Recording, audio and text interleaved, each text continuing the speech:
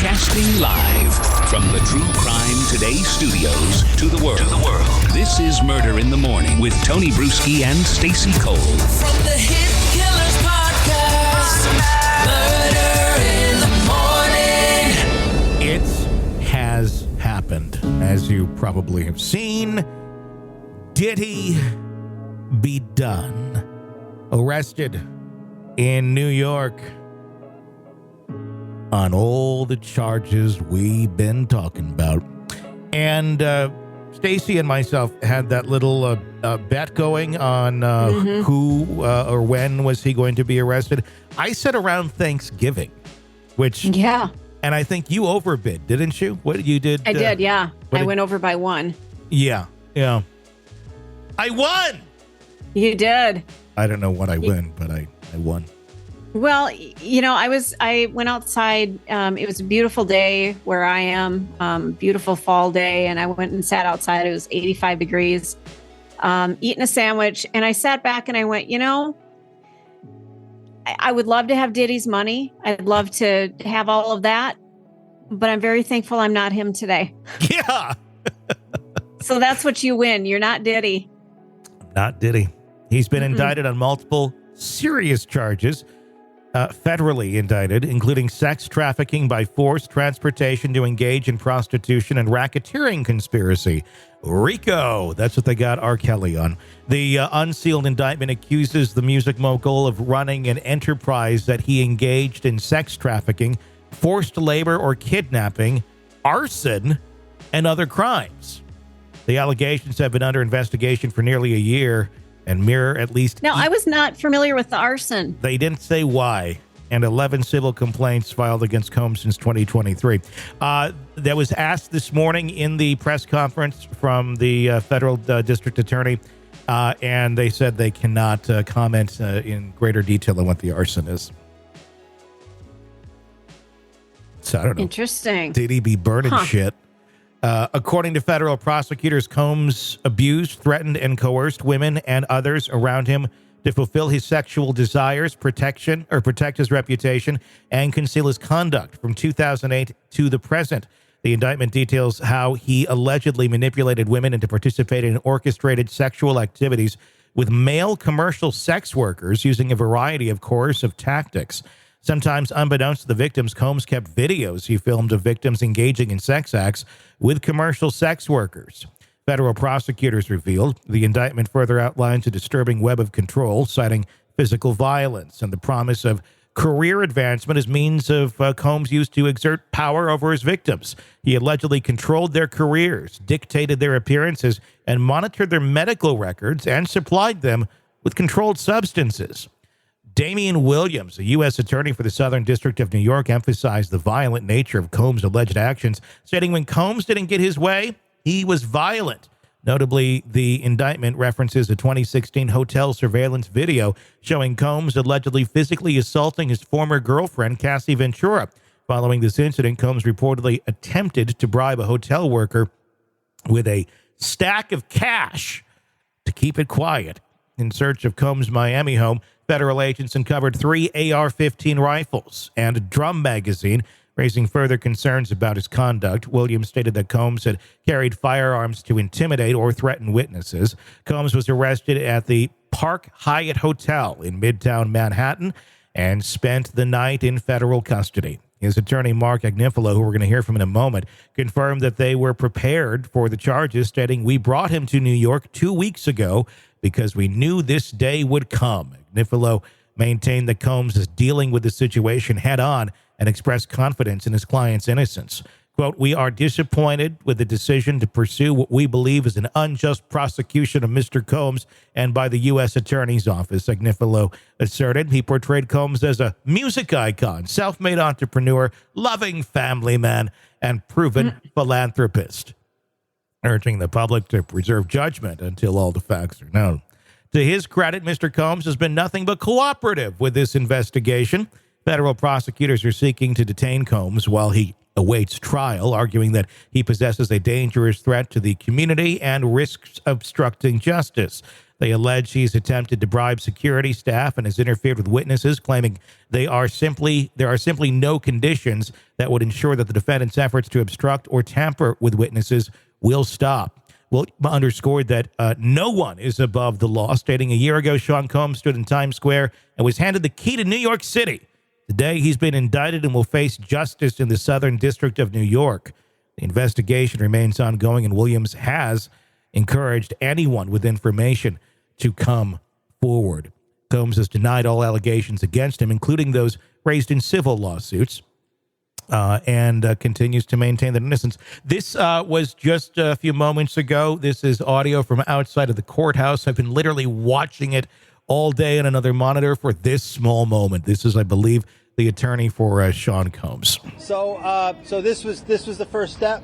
We have a bail appeal scheduled for tomorrow at 3:30 in front of Judge Carter, the district judge assigned to this case. I think that we made the points that we've been wanting to make. I think it came out. Mr. Combs is a fighter. He's going to fight this to the end. He's innocent. He came to New York to establish his innocence. He's not afraid. He's not afraid of the charges. There's nothing that the government said in their presentation today that changes anyone's mind about anything. He's been looking forward to this day. He's been looking forward to clearing his name, and he's going to clear his name. And we're going to stand by his side as he does. We believe in him wholeheartedly. He didn't do these things. This was a 10-year relationship. There's no coercion. There's no crime. There's basically just, someone who brought a civil case and now is finding themselves as a witness in a criminal case. And we're going to fight this case with everything we have, as is he. And eventually he's going to be shown to be innocent. And so tomorrow we fight again, and we'll fight every day until we don't have to fight anymore. I don't know. The question is, why did it happen last night instead of today? I don't know the answer to that question. I just want to make one point very clear. We have no power. All we can do is show good faith. He got on a plane and he came here. And if he stayed here for one day before the case started, or for 1 year before the case started, he was going to stay as long as he needed to stay. It ends up being only 12 days. That's fine. That's what the government wanted to do. The government didn't want him to turn himself in. He came here to turn himself in. Why doesn't the government want him to turn himself in? Because then they can't ask for detention. So they go and they arrest him. They arrest a guy who came to New York to turn himself in. But we're going to make all these points again tomorrow, and we'll make them as much as we can until we get him out. So that's all I have. Huh? Tomorrow. Yeah, tomorrow. Wait, what was the question? We're appealing it. We're no bail. He's detained. We're appealing it. Oh, I'm sorry. We're appealing the decision to hold him without bail. Tomorrow at 3:30. 3:30, same place. Bail appeal. Bail appeal tomorrow at 3:30, same courtroom. Different judge. He's doing fine. He's a fighter. And he's going to fight this. All right, I'm going to go. Thank you.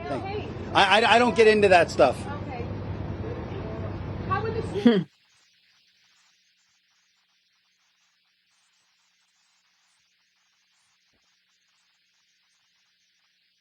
Looking at video now, I believe this is Diddy's kids walking out of court, heads down, hats on,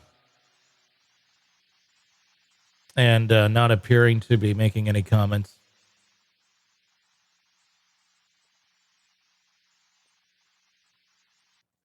So there you go.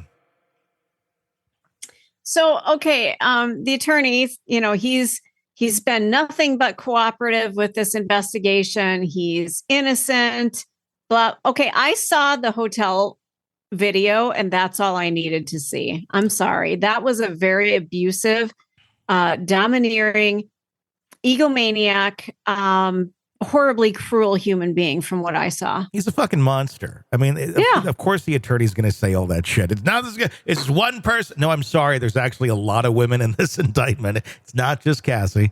And this goes on for quite a long time. And no, he's not going to be exonerated. I'm sorry.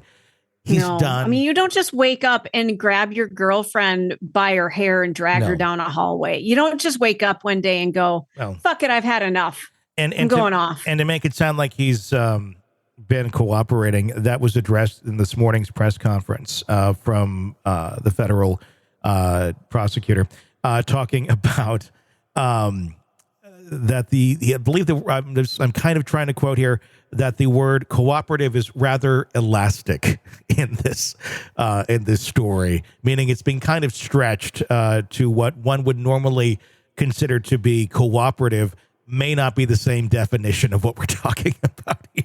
Right. And you know what? You're supposed to be cooperative. So that doesn't get you a pass to be able to, skate on these charges. I hate to use a word from the Karen Reed trial, but he's not going to skate. Oh my God, just because he's cooperative. Well, good for you. That doesn't mean you should have bail. The guy's got mansions and God knows where else he's hid things. And he might end up going to Vietnam to join Donna Adelson, Here's the thing. This isn't local authorities coming in and raiding a house. This isn't even state authorities coming in. This is federal authorities that are investigating this with the most power and control and some of the best that you can get for investigating something like this with a huge team that a smaller jurisdiction would not have. So when the feds go in on charges like this, you're done. I mean, they pretty much have everything on you. They're not going to go after you. They're not going to arrest you until they know that they are going to win this case. It's like a 98% conviction rate. It's something ridiculous. Yes. Where if the federal authorities are going to come in and charge you and with something like this, he's literally probably on tape doing all of these things.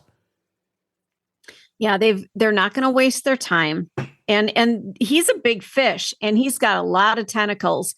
There are more people, and I listened to that other press conference.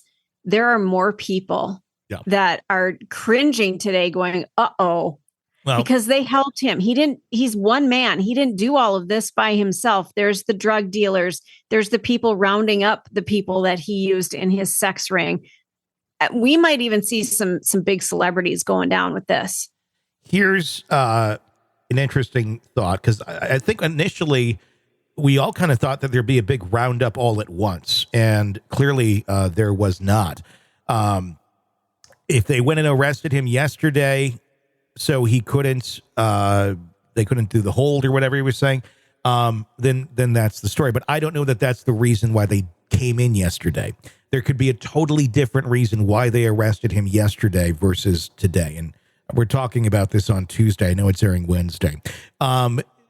There could be totally something separate. They could have had plans to flee, and maybe they intervened there and they caught that and stopped that. We don't know the answer to the question, but there's a lot to be still found out here in this case as to what exactly the next steps are going to be. He's likely going to be locked up. Oh yeah.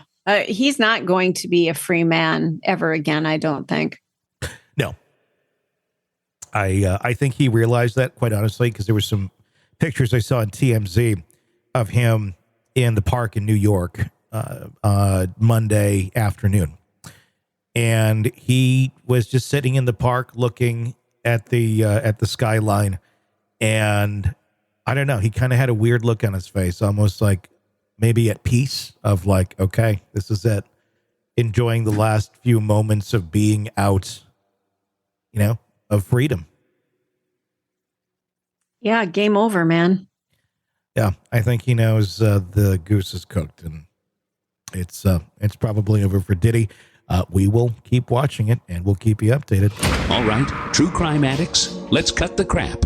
You're knee-deep in the gory details of your favorite podcast when suddenly a commercial hits like a bad meal. Seriously? You deserve better. Upgrade to True Crime Today Premium Plus on Apple Podcasts, where you can binge without those annoying ads. Plus, Get extended interviews that go deeper into the darkness and early access to episodes so you can be the first to know. It's like trading up from fast food to fine dining, but with more blood. So, go ahead. Search for True Crime Today Premium Plus on Apple Podcasts. Subscribe and feast on the good stuff.